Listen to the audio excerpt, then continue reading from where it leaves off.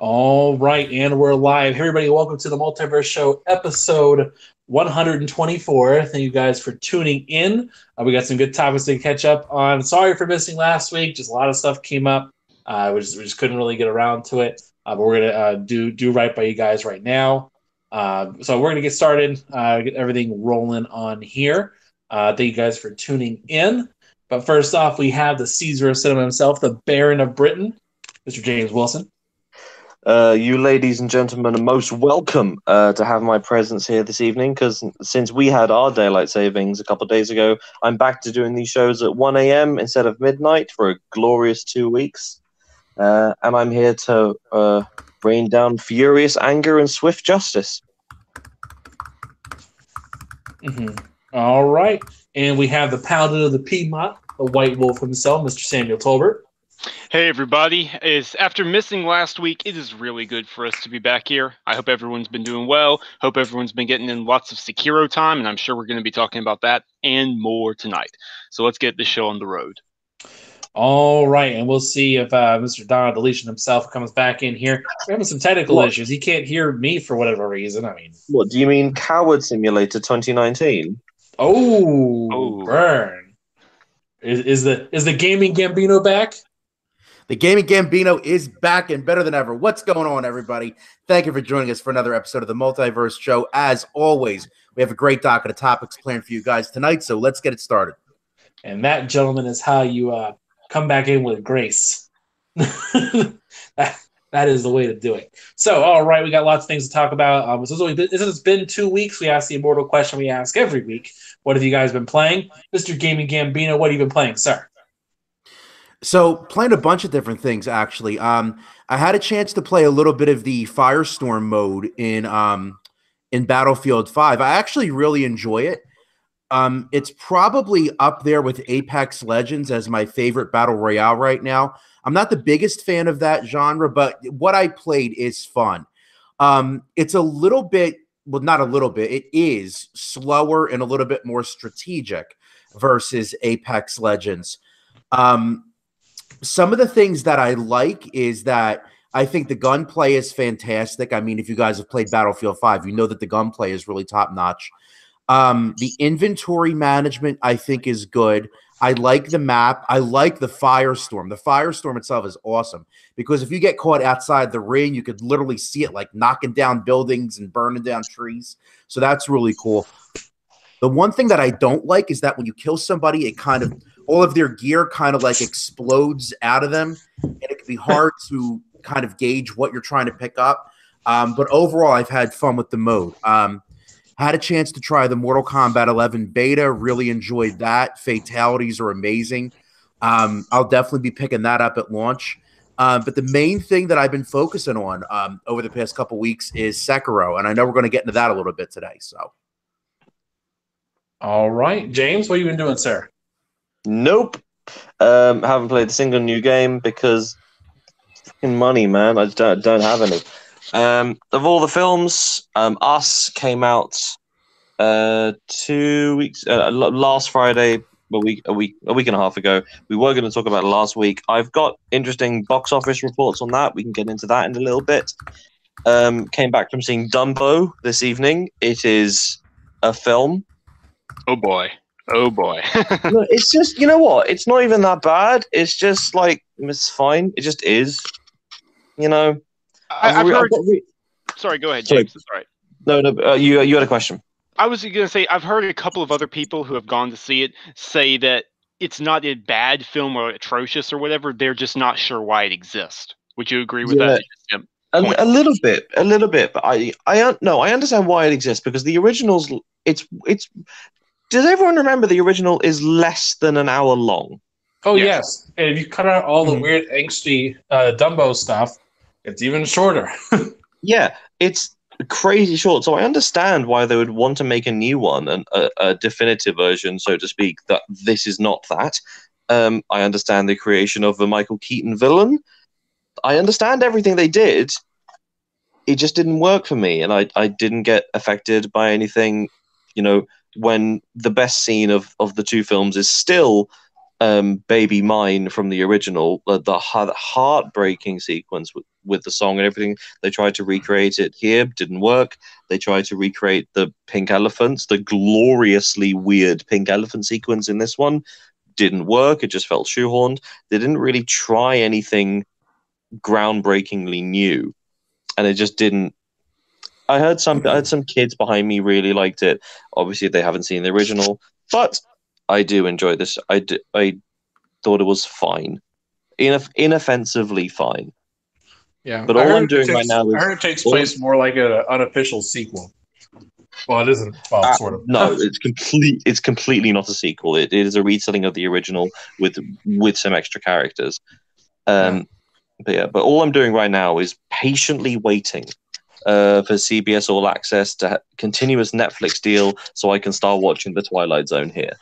Mm-hmm. All I'm doing. Yes, excellent.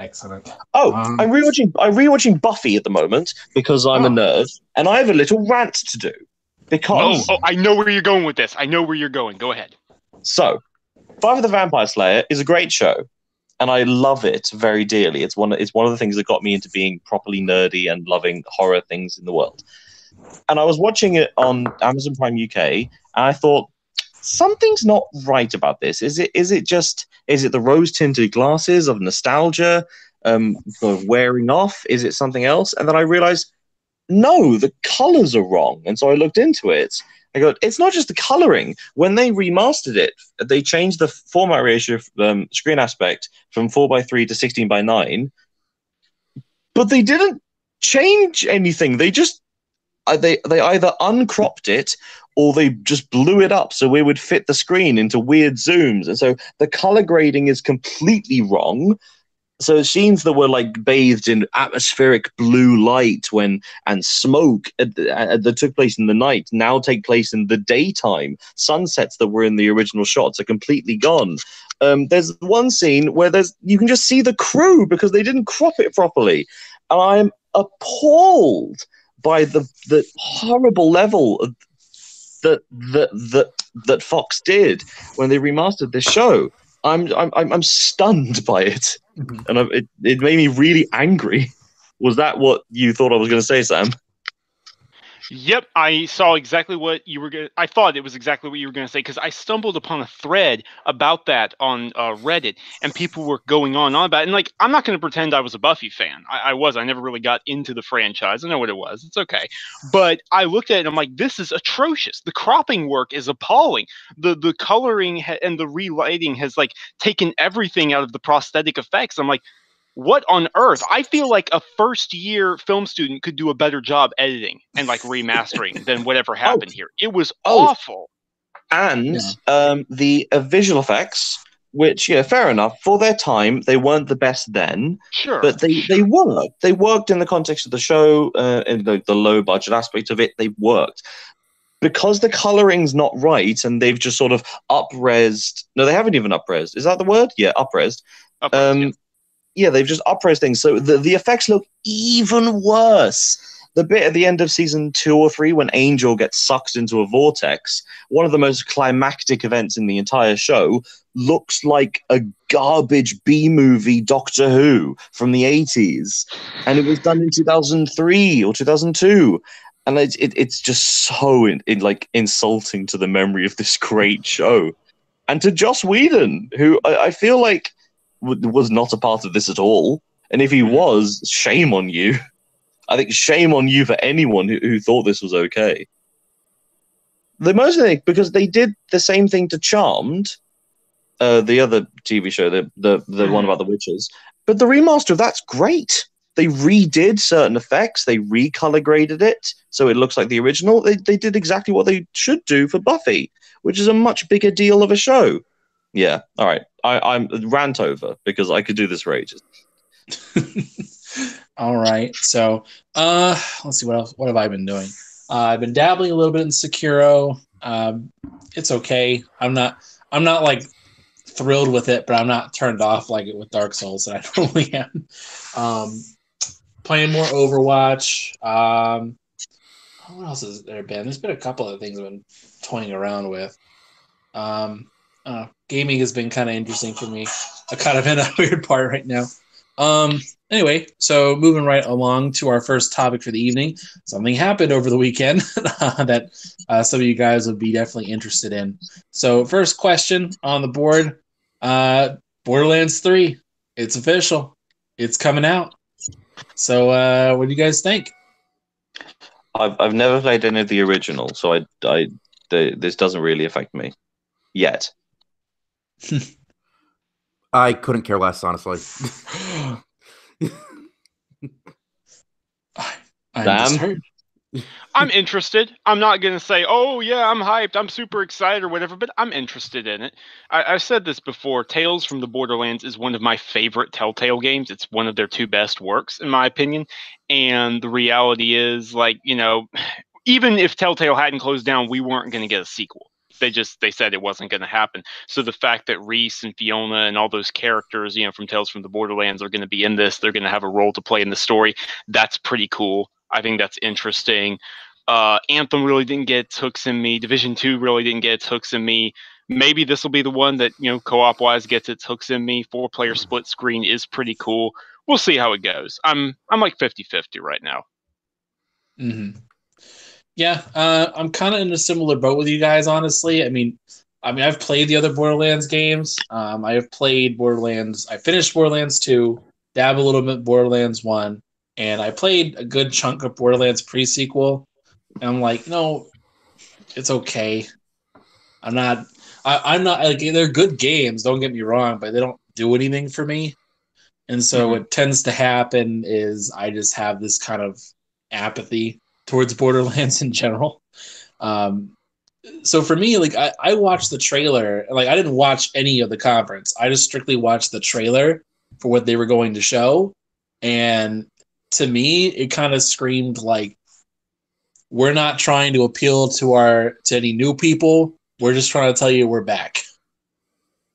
Mm-hmm. And that's good and bad at the same time. Normally with a trailer, you are trying to get people interested in the franchise. But I mean, for Borderlands, we haven't had a Borderlands game since, 2014 was technically the last one, but not like a real numbered one. Yeah. It's not a real numbered Borderlands. So it's not, we haven't had a real Borderlands sequel in a while. And so I understand they're trying to appeal towards the old fans, which is important. But at the same time, you got to do something to bring in the new people, because the new people are what's going to sell that game. And I think if they don't do anything, it is just how it looks, and I don't see anything like new mechanic wise, I think that people won't really gravitate towards it. I don't think they will. I think it could be way more successful if they try to push something. I mean, again, I use this as an example, is that every time you see a new game, they're trying to innovate something in something tangible. Mm-hmm. That they could say, okay, this is what they did. Like Fallout, it was, here's the crafting and here's the settlements. Mm-hmm. Just Cause, it was, hey, look, I have a huge open world. I have a wingsuit now. I can tether stuff and have this ultimate destruction. It's something tangible. They can say, look, this is better. Or this is something that could appeal to the mass market. And at least right now, I mean, there's plenty of time for Borderlands to change it. I think the key thing, though, is we need a date. Mm-hmm. And we don't have a date yet. As you think you brought this up, Sam, there's not even a release window. They're not even saying 2019. Yeah. They're saying Borderlands.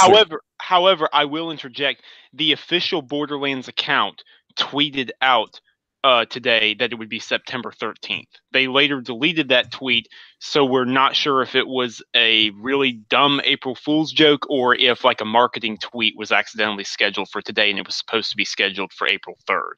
That is a possibility. So it might be coming out September this year.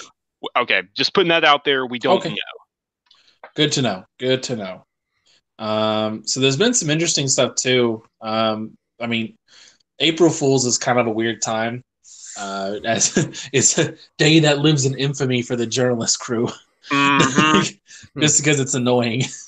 But at the same time, and there's some, I do like whenever companies kind of lean into that a little bit more. Like I think one of my favorites was whenever Titanfall leaned into it, and they said Optimus Prime coming to Titanfall. I thought that was really funny. because that would have been really cool.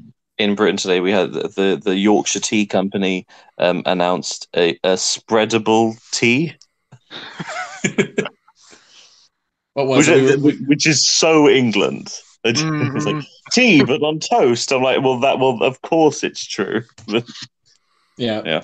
Rainbow Six Siege did a Toy Story mode, and so I'm looking at it right now, and it's really funny. Like all the operators are turned into Toy Story characters, not Toy Story characters, but they're turned into toys.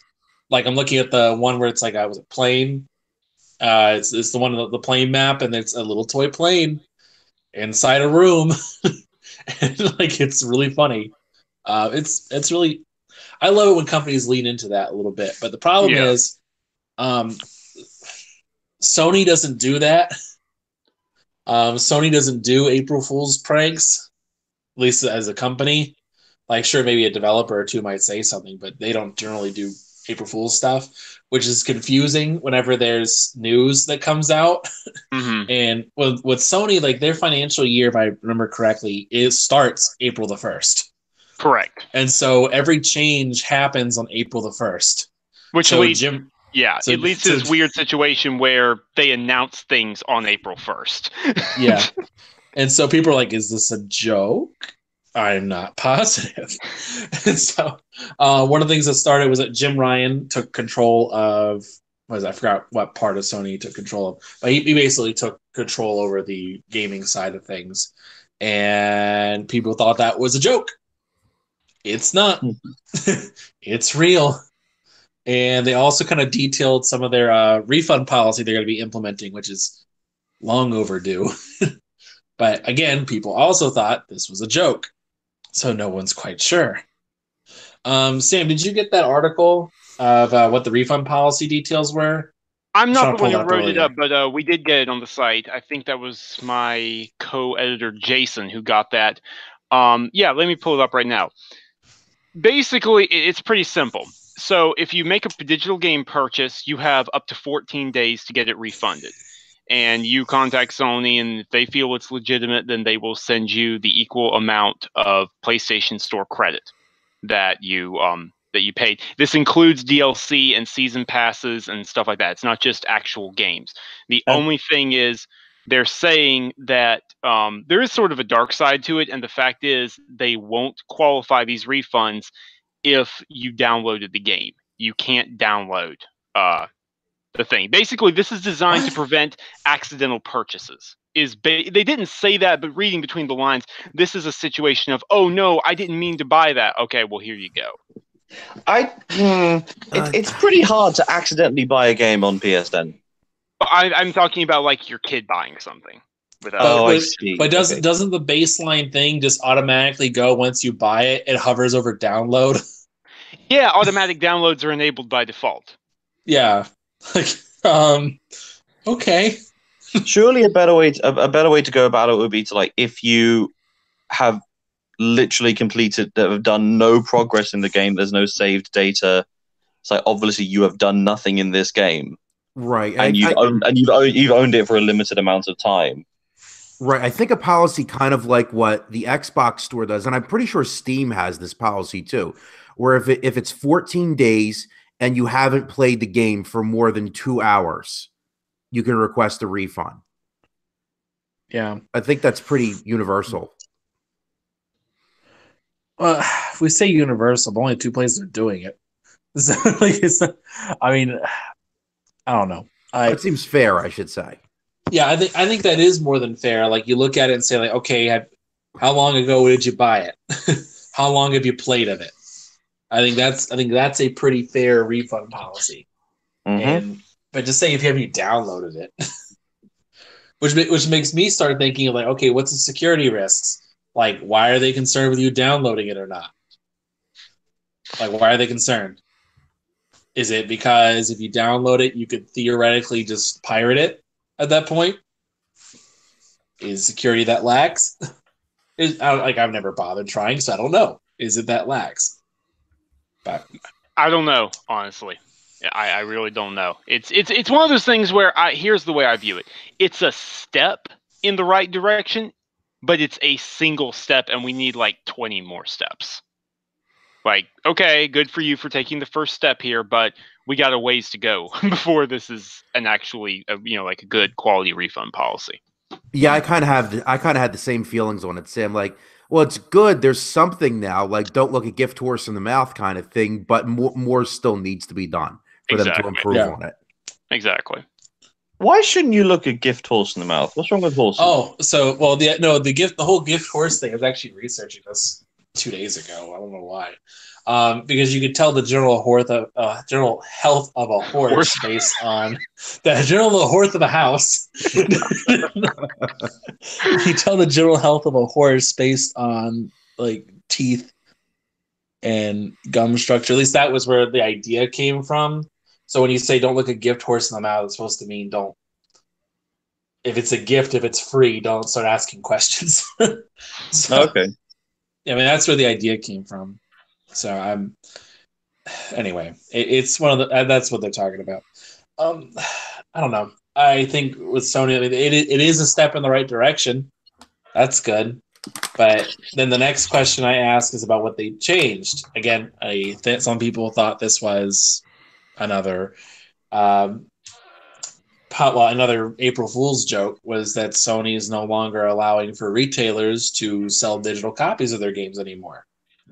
They're the only ones that are going to be allowed to sell digital copies, which is, I mean, frankly, frustrating for me. I mean, because for me, I always buy my games not directly from Sony. I either get a gift card, which, I mean, the gift card thing would still work, but like if I want to like gift a game to somebody, which I've gifted quite a few games, if I can't. There's nothing internal to Sony that allows me to do that on the PlayStation. But then at the same time, there's nothing for me to. If I want to gift something, I can't really gift it. I have to give them gift cards from now on, which is annoying. And I don't like doing that. And right now, there's no other option, which again is very frustrating to me. What do you guys think about that? Do you think that it's more of a Sony's moving in the right direction? Do you think they're planning on doing gifting soon, and that's why they made that choice? Or what do you think? I mean, I think they have to be planning on doing gifting for them to do that. But, that's a good example is that right now it's inconvenient if you want to gift a game. But, another thing is, let's say you walk into GameStop with a bunch of games, right? And let's say it comes out to like you got $57 worth of trading credit and you want to buy a $60 digital game code from that retailer. Well, now your only option is to buy PSN gift cards. And from my recollection, you can't get PSN credit in any denomination like what you can with Xbox. So if you have $57 of credit, you might be stuck. Like you can't just put out the extra $3 and get that $60 game. You might have to get, a PSN gift card for $10. Because I think that's the lowest denomination that they come in. So it does give you, as a consumer, less options for how you spend your money within that ecosystem. Yeah. What about you, James? I mean, I'm really tired to give this like loads and loads and loads of like really intricate thought. Personally, I buy most of my games secondhand. Apart from very, very few select titles that I know like years, months in advance that I will be getting pre-ordered. But I think, as you said, it is a step in the right direction to offer things. It's clamping down on the exact nature of who deserves it and who is trying to get a free game, and it is difficult when you're not dealing with the situation firsthand. So I can understand their hesitancy in doing if you haven't downloaded it, then you can definitely get a refund, which makes sense. But yeah, we will properly know the answer to this question in about a year. So there we go. And also to clarify too, people were saying like, well, yeah, screw GameStop. Like this isn't just GameStop, guys. This is Amazon. Like I'm checking Amazon right now. Yep. I'm checking Amazon right now. If you want to buy, I'm looking at Sekiro, Fallout 76. I'm looking at just games that came out. And every option for digital PlayStation 4 codes, it says currently unavailable. and it says, we don't know when it's coming back. Mm. And which having a having a stock problem for digital codes, that's not very likely. So anyway, I don't know, man. I just don't have a good feeling right now. Just a quick little news piece about this, so like tangentially related. The amount of used games that are available to buy in the UK have halved in the last 3 years. Well, I mean, the digital is growing. Like, don't get it twisted. Digital is growing as a market. I know, but it was something I read that earlier today in the Economist in Britain, and I thought that is really not cool. I mean, that's surprising. Yeah, it's convenience, man. It's all about convenience. So if it's not convenient, people ain't gonna get onto it.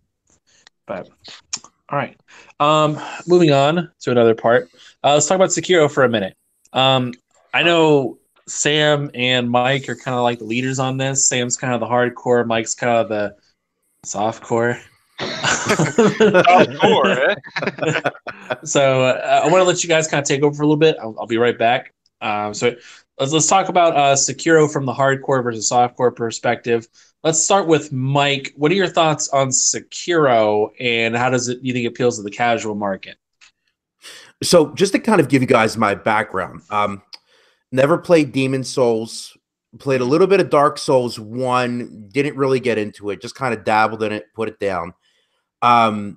Did complete Bloodborne. I loved Bloodborne. So now I'm playing Sekiro. Is it Sekiro or Sekiro? I think it's Sekiro. All right. So I've been playing Sekiro, and I'm not going to say it's a bad game. Obviously, it's not a bad game because I keep coming back to want to play it. So obviously, something is there. You guys know me. I typically don't like stealth, but I think the stealth in this game is really, really well done. The game gives you a lot of tools to approach each combat situation. You could use stealth. There's different ways that you could death blow your enemies. If you're skilled enough, you could try to run in and just go all out. You have your different shinobi prosthetic tools that you could use. So the game does give you a lot of options that you can use for any given encounter. That goes for regular enemies, and it goes for your boss encounters as well. There is definitely a learning curve, especially at first for me. I was struggling at first because I went into the game trying to play it like Bloodborne. And the thing with this game is, if you go in and you try to play it like how you played Bloodborne, you're not going to have a good time with this game. You're going to be getting your ass kicked a lot. You have to be more patient because Bloodborne really rewarded aggression. You had the rally system to where if you got damaged, you could attack and get some of your health back. Sekiro rewards patience more than Bloodborne does. The problem I have with Sekiro, and it has nothing to do with, the storyline is good. The voice acting in Japanese is phenomenal. I kind of think that's the correct way to play the game, is Japanese with English dub. Have you seen the clips of when the bosses arrive, but with the English dub? I have not. It's amazing. Because they shout, "My name is," and then they ham it up. I like the English voice acting, but they're both good. The Japanese voice acting is definitely a little more serious. The English one, the enemy generals get a little hammy. But anyways, Mike, continue. Yeah. So graphics are great. Gameplay is great. I like the combat. I love the universe, that old school feudal Japan. I love the setting. The problem that I have with this game, and this is really a problem with the bosses, I think this is a bug. I'm almost 100% sure that this is something that needs a patch. It's almost game breaking. Is these damn homing attacks and these magnetic attacks that the enemies have. You could see that logo come up above their head for an unblockable attack, and you could be dodging your heart out, and that attack will still find its way to home in on you and hit you. And the same thing with magnetic attacks, like the ogre, that first ogre fight in the game. that took me a while to clear that fight because I'm up and I'm dodging those attacks, clearly dodging to his side, and I'm getting sucked into it, and he's power bombing me.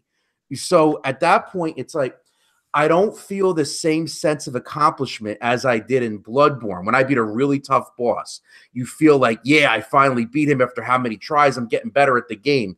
In this game, I don't feel like I'm getting more skilled at it. I feel like I was just lucky enough to survive the cheese and the cheap factor long enough to win the fight. Does that make sense?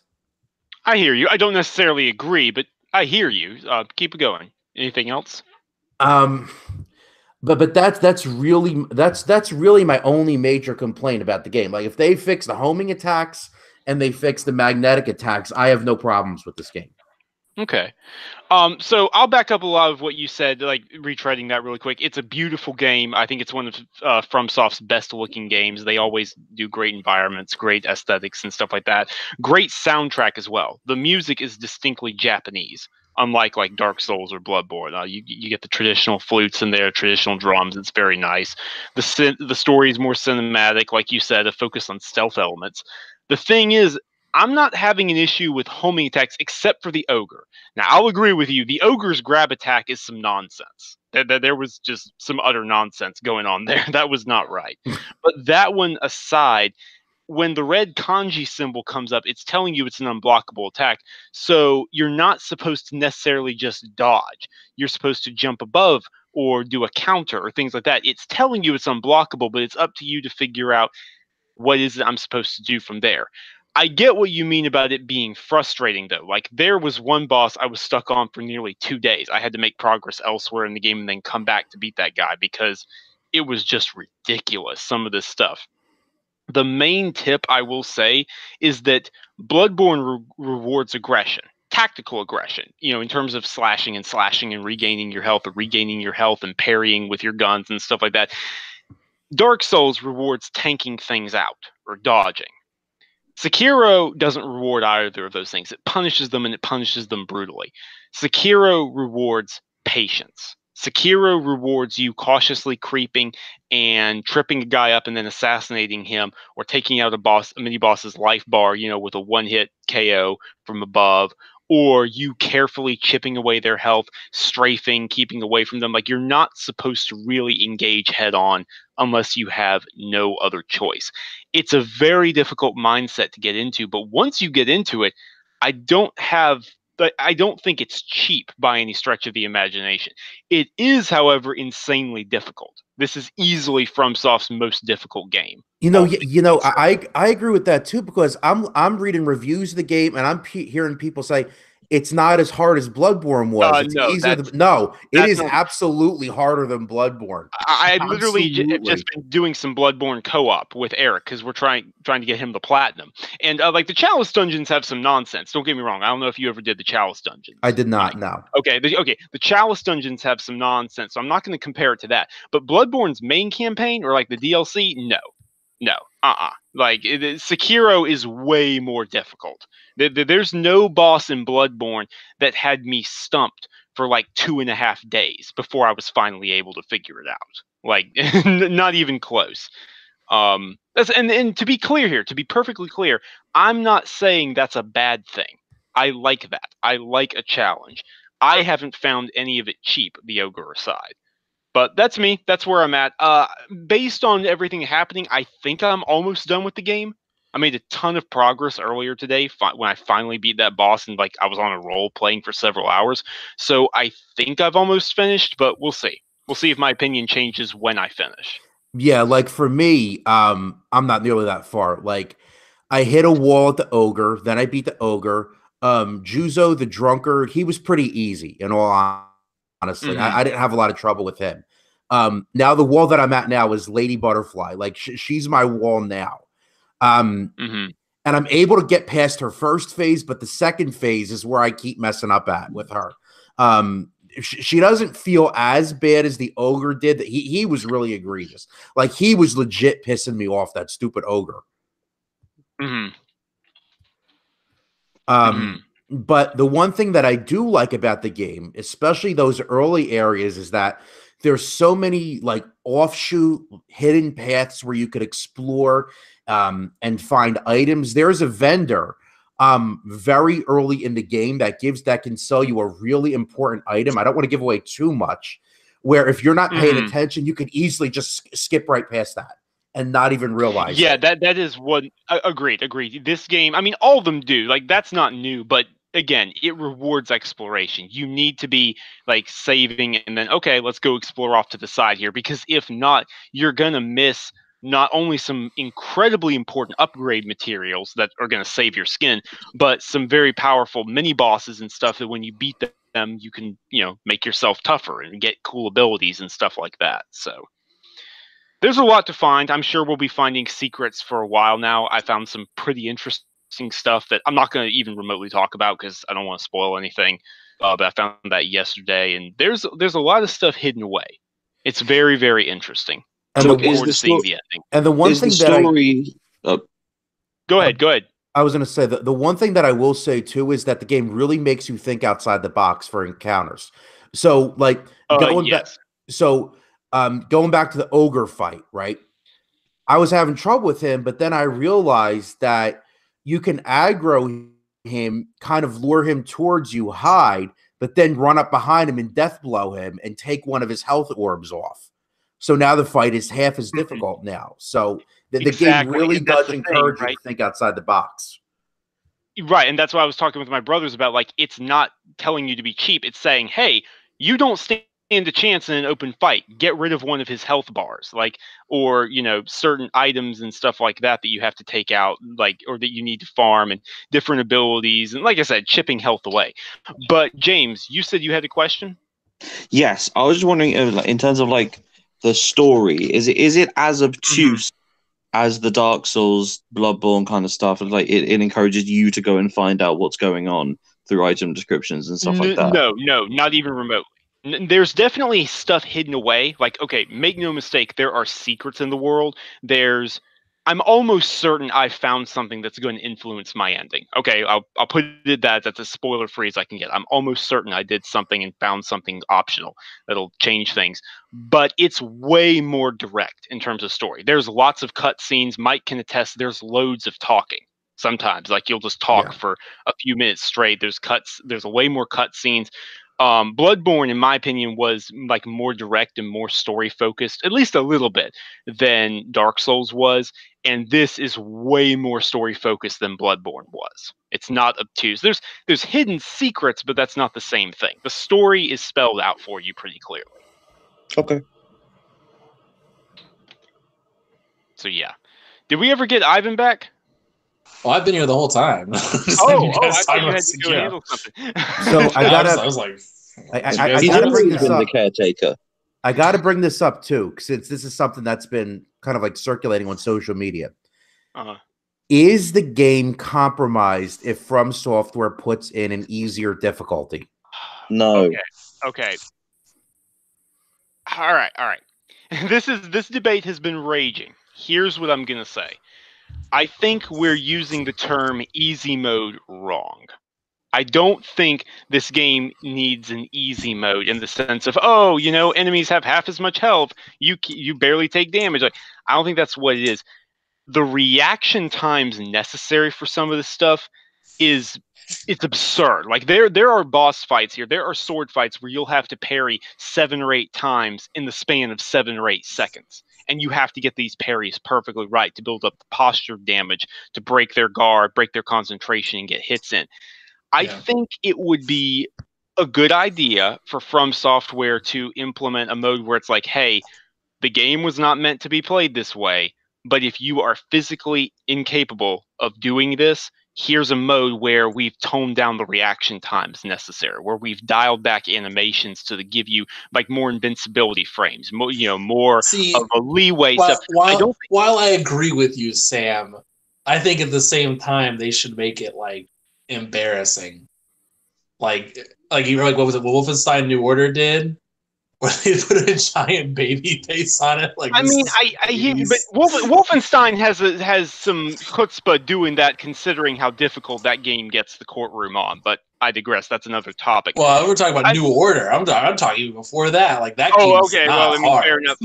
Yeah, but 2 was worse. 2 was worse. But I get 2 I get was what you're hard in saying. the courtroom scene. That was rough. But That was ridiculous. But anyways, the fact is, what I'm trying to say is, no, it doesn't need an easy mode. It just needs you might like physically be disabled. You might deal with chronic pain. Here's something that will let you experience the game. You can't specifically call that out. I can tell you right now what the journalists are going to do. They're going to say, "Are you calling all of us disabled?" No, I don't. I don't think. Well, I don't think so. A and B, even if they do, that's their problem. The reality is, here's the thing. Okay, dude, coming from someone who's beaten Dark Souls more times than I can count, beaten Dark Souls 2, 3, Bloodborne, this game is hard. This game punishes you. There's no room for error. Even Dark Souls and Bloodborne, you can just buff yourself up. Worst case scenario, you can just level yourself up over and over to the point where it's like, I'm too swole for the boss to defeat me and I'll just roll over you. It might not be the appropriate way to play the game, but you can do it. That's not an option here, and I think that changes the conversation.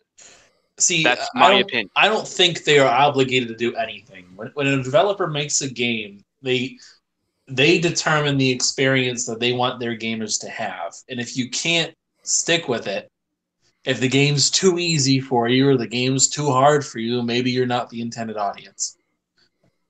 And unfortunately, would I like an easy mode? Sure, why not? That's fine. But I don't think the developer has any, like, people who are saying, you need to. No, they don't need to do anything. If you don't like the game, if you're not good at it, if it's not for you, it's not for you. You just got to come to terms with that. I mean, it sucks, but I don't know. it's disagree. There for a reason. It's one of those things where when I look at gaming, when I look at games like these games, From Software games in particular, have provided me some of the most memorable moments of my gaming career, my gaming history. I loved, finally taking down Gwyn for the first time in Dark Souls, learning the truth of King Vendrick and what had happened in Drangliac, seeing the fire rekindled one last time, uncovering the horrors at Bergenworth, seeing humanity's evils rent in Yharnam. Like, that stuff had an effect on me. It was some of the best gaming memories I have, and I want others to experience that. Like I can't emphasize this enough. I'm not talking about an easy mode. I just think there should be a single degree of separation allowed if someone physically cannot do what is required to be at this level. That's just me. You could even put stringent requirements on it for all I care. Like, you have to have a special mouse and keyboard set up, or you have to have an adaptive controller plugged in for it to function, and something like that. That's just where I'm at. I don't want to be a gatekeeper. What about you, James? You've been quiet on this. What are your thoughts? I haven't played the game. In general, like, it could be any game. It could be Cuphead, could be Dark Souls, could be Bloodborne. I think because I'm such a story dude. I feel like, because you said Sekiro is so story focused, if you want people to experience this story that they seem to have put loads of time into, maybe benefit those people, give an exploratory mode, sort of not exactly what Uncharted do when they make the game. Basically, you can just walk through. But if you want people to experience this story and they can't get past like the opening 20% of the game because it's too hard, maybe you should help those people. Mm-hmm. Okay, fair enough. Could I do some box office reporting?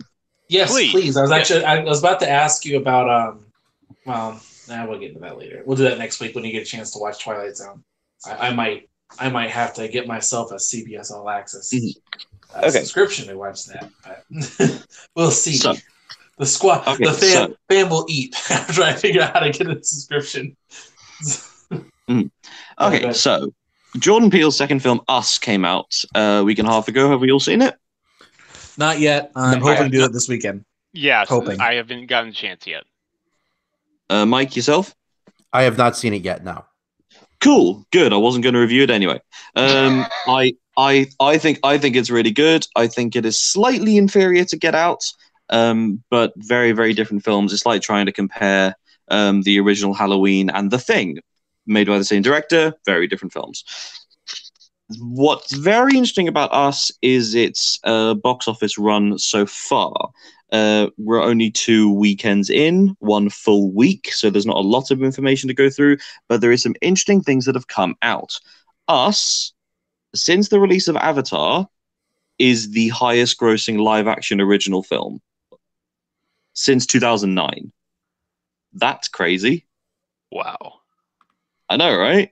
I mean, I know Jordan Peele's name got quite a bit of pull, after Us and after that happened, word spread. But I mean, no, I'm sorry, after Get Out is what I was trying to say. But still, it's still surprising. That still kind of took me off guard, seeing those numbers. Yeah, but that specific number. So horror films have this very nice statistic of the first week is always very, very high because the horror crowds always go out in droves when a new horror film that catches their imagination. They always go for the first week, and there is a substantial drop off in the second week. It always happens. You can always see it. It didn't happen a lot with Get Out because it was a slightly smaller release, and the reputation grew as it went on. So it's for 4 weeks it made 33, 28, 20, and 13 million every week. Us started big. It started at 71 million and dropped to 33. Getting $33 million in your second week. This is just a US domestic box office, by the way, because it's just easier to get proper figures. I tried finding China figures, not for this film, but just generally. China's box office reporting is really bad, and I think they're underreporting things. So I think numbers could actually be higher for some films than we think. Like, I reckon the Marvels and the Star Wars could actually be higher than they are. But that is a discussion for when we can finally get proper box office reports. So I just want to quickly run through the 5 biggest horror films of the last year and a half. So these are Get Out, A Quiet Place, Halloween, The Nun, and Us. As I get Us, we've only got 2 weeks. Of the bunch, A Quiet Place had the longest run of getting a consistently large amount of money. It got in its 10th week, it made $1.5 million, which is really, really amazing. 10 weeks in the box office, 50, 32, 20, 11, 7, 6. It went down every time, but it always was a solid number. We all remember that film lasting for ages. Halloween started 76, dropped to 31, and just kept dropping really quickly. And then I noticed that it got much bigger over one weekend, and I thought, oh, what's that? Oh, it's Halloween weekend. That's why. The Nun, again, opened really strong, 53, then dropped 66% to go to 18, and then just sunk like a stone. But they kept it in the cinemas for 11 weeks, which is the same length as Halloween. But it just never really picked up. In its last week, it made $32,000 in the US box office. But again, that's 11 weeks after release. You can't expect a film to be making those kind of numbers 11 weeks after. Us, I don't know whether it's the backlash to the film's release, because there has been quite a negative backlash from some people who went in expecting another Get Out, but was confronted by a really different kind of horror film. It's still a horror film, but it's, again, comparison, Halloween and The Thing. One's a slasher film, one's an apocalyptic nightmare. They are 2 entirely different subgenres within a larger genre. So sure. It dropped 53% in a week, which is expected of a horror film. The only true sense to see how it does is for time to go on. Worldwide, Us is doing astonishingly well. Let me just get the full figures. From a production budget of 20 million, to be making the kind of money that it does. This is why this is the thing that people don't talk about when they go, oh, the horror renaissance. People think it's just like interesting filmmakers making horror films. That's a part of it, but also horror films are cheap. The studios bank on these to bankroll the entire bankroll their entire run. Lionsgate is built on a foundation of the Saw franchise, which allowed them to fund the Hunger Games films, which allowed them to become one of the biggest distributors that they are. Universal can always guarantee that a Paranormal Activity film will do well because they can make it for less than 15 million. You know, that's why these interesting horror films, and like Blumhouse and Jason Blum is one of the biggest names in Hollywood, because he has a system, and the system just consistently works. If a film does badly, it doesn't matter, because he's going to release a film next month that was made for $1 million and makes 50. Yeah, so worldwide, currently, us is sitting at a very pretty $174 million. That's after 2 weeks. Jordan Peele, out of goddamn nowhere, has become one of the most successful filmmakers working today, and one of the most interesting. And I'm I'm so excited to see what he does next. A part of me wants him to make horror films forever, just interesting ones, but I can see that he's going to get picked up by one of the big studios to make a superhero or something like that. I'd love to see him do a monster Get him film. on Spawn. Yeah, Spawn would be great. I think he would destroy Spawn in a good way. Or he could remake Blade. Yeah, well, I'm not sure about Blade. But mainly because it's the kind of thing that he would do. He could do it. I would say Spawn as a thing for Jordan Peele to do, because Spawn would be, because we only got one Spawn movie. We got the TV show, and Spawn's a complex character, and there's the racial component, which doesn't really get delved into very much, but I think Jordan Peele could do it and do it right. And I would love to see Jordan Peele make a Spawn movie. That's kind of where I'm at. Also, while I was very quickly, another final thing from box office talk. Through looking into this stuff, I stumbled onto the worldwide for the year. There's one film which I doubt any of you have heard of, called The Wandering Earth. Yeah, no, haven't heard of it. No, I haven't. Yep. I've actually heard. Wait. I think I've heard the name, but I don't remember where. You should, because it's the second biggest film of the year. Yes, I've seen pictures of this, like a space movie. Yes, it is. It is a Chinese science fiction film. It's a Chinese book that was then adapted to a film. So it's a really, really important film for Chinese cinema. It's the number 2 film worldwide box office. It did get a limited America release in LA, New York, and some Canadian cinemas. I think it was showing in Ottawa, of all places, and it did really well there for some reason. I've nothing against Ottawa. It just, out of nowhere, it didn't do well in LA, didn't do well in New York, did really well in Ottawa. But this Chinese film has made $697 million. Damn. That's 691 of those are in China alone. Imagine if they did marketing outside of China. This film will 100% get a proper release later in the year, because it has to. I've been reading up on it. It's fascinating. It's got this. It's about this. The beginning of the film. So there's no preamble. There's no like an hour of the Earth is dying, we need to move it. They go, hey, the Earth's dying, so we're moving it. They do that in 10 minutes. And so they attach loads of rockets to the Earth, and they pilot it to like a neighboring star. And that's what this film is about. And I'm reading the quick, like, one sentence synopsis. Yeah. When the sun dies out, the people of Earth build giant thrusters to move the planet out of orbit and sail to a new star system. After 25,000 years, young people continue to fight for everyone's survival. Yeah, I want to see this film. This sounds great. That sounds pretty dope. And with numbers like with numbers like this, it can't be ignored. Like that 691 from China, that's 1 week. That's a week in the. Fair enough, the Chinese box office is very singular, but that's crazy. that kind of number shouldn't be happening in one country. Like Captain Marvel, it has been out for a few weeks now. It's knocking on the door of $1 billion. It will break it. So we will have the third or fourth Marvel solo film to break over $1 billion. Iron Man 3. I remember the Avengers, all the Avengers movies. No, solo film I'm talking about. Solo films. Okay, yeah, I was like, wait a minute, no. Hold on. So you got Black Panther, Iron Man 3, Captain Marvel. There's another one. I want to say Captain America Civil War. We're stretching the definition, but Captain America Civil War, technically. It's a Captain America film. So, technically. But yeah.